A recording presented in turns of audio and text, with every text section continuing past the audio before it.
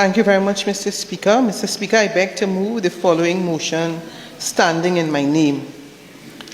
Whereas the conduct of the foreign relations of the Republic of Trinidad and Tobago is vested in the executive and must be exercised in accordance with the Constitution, the United Nations Charter, and the principles of peaceful settlement of disputes, respect for sovereignty, non-intervention, and prudent diplomacy. And whereas Trinidad and Tobago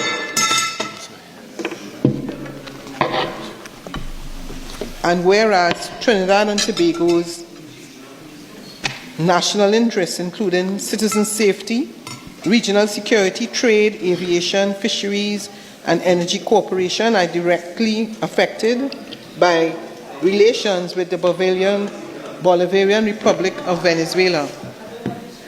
Mr. Speaker, can I kindly ask? I was going to do this. Let's allow the Leader of the Opposition to proceed in some relative silence. And whereas recent developments have given rise to an impasse between Trinidad and Tobago and Venezuela, risking adverse consequences of our economy, national security, and international standing. And whereas public statements attributed to the Prime Minister regarding these developments have been viewed as inflammatory and injurious to the reputation and interests of Trinidad and Tobago, generating public concern and diplomatic unease. And whereas Caricom has long advanced a collective approach to external relations, particularly security challenges, to ensure the region remains a zone of peace, which may be interpreted to be at variance with the Prime Minister's statements. And whereas Trinidad and Tobago's foreign policy must be coherent, measured, and aligned with the long-standing traditions of Caribbean diplomacy and international law, be it resolved that this House condemn the inflammatory statements of the Prime Minister which have isolated Trinidad and Tobago and harm its standing and interest. And be it further resolved that this House call upon the government to reaffirm Trinidad and Tobago's commitment to Caricom and to upholding of international law. I beg to move.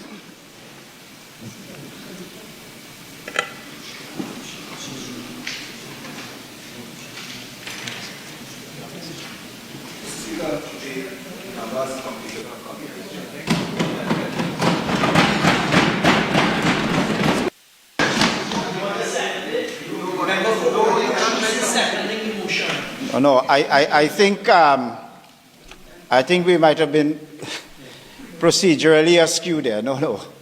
Leader of the Opposition, I think the procedure provides for you to make your contribution and then the secondment comes. No, it comes after your contribution. Procedurally, this.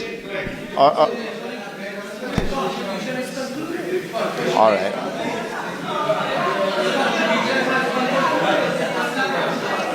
All right, let's not get overly technical. Let's not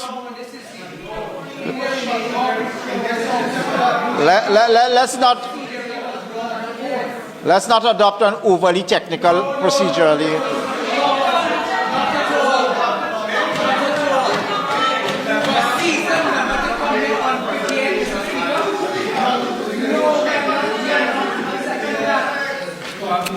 Okay. All right. I think it is.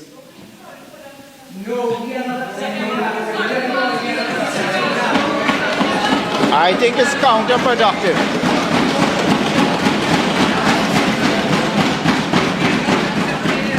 All right. I am going to take a recess for 10 minutes to determine whether I have a discretionary power in circumstances where. Hang on a second. I am going to satisfy myself.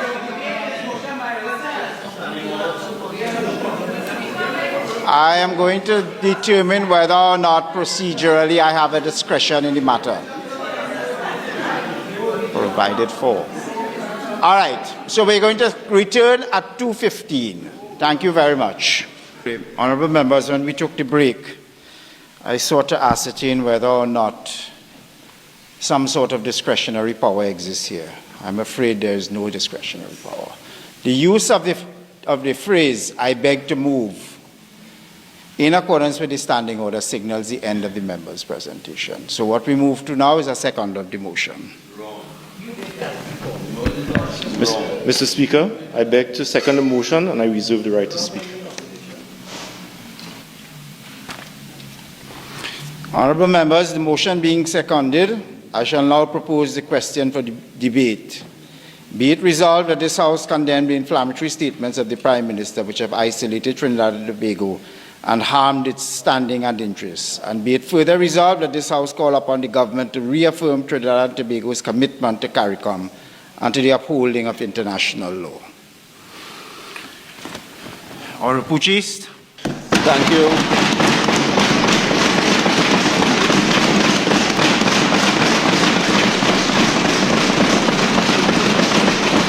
Thank you. Thank you very much, Mr. Speaker and colleagues, for the warm welcome at this early arrival.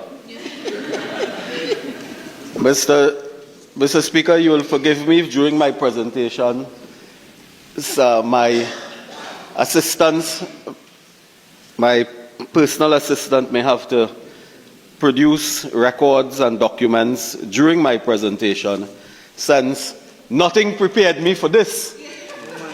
Mr. Speaker, it is remarkable that a member with decades of experience in the House would crumble and collapse on a first private motion in the 13th Parliament of the Republic of Trinidad and Tobago. Mr. Speaker, like you, I was eagerly awaiting the defense of this motion. And I became more anxious when I took note that the aquarium was placed in front of her to give us that eloquent presentation on these recitals before us. But, Mr. Speaker, the rules are the rules, and we abide by the rules of the House.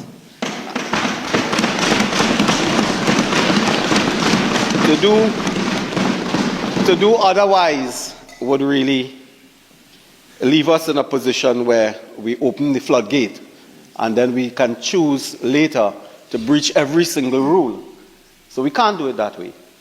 And had it been some of my colleagues from opposite on my right piloting their first private motion, even, Mr. Speaker, the member for Rapuchis would have bent backward, would have acceded, knowing that they themselves are freshmen and rookies in the Parliament. But, Mr. Speaker, it is really an impeachable, act when it Speaker, happens 48-1. in this manner.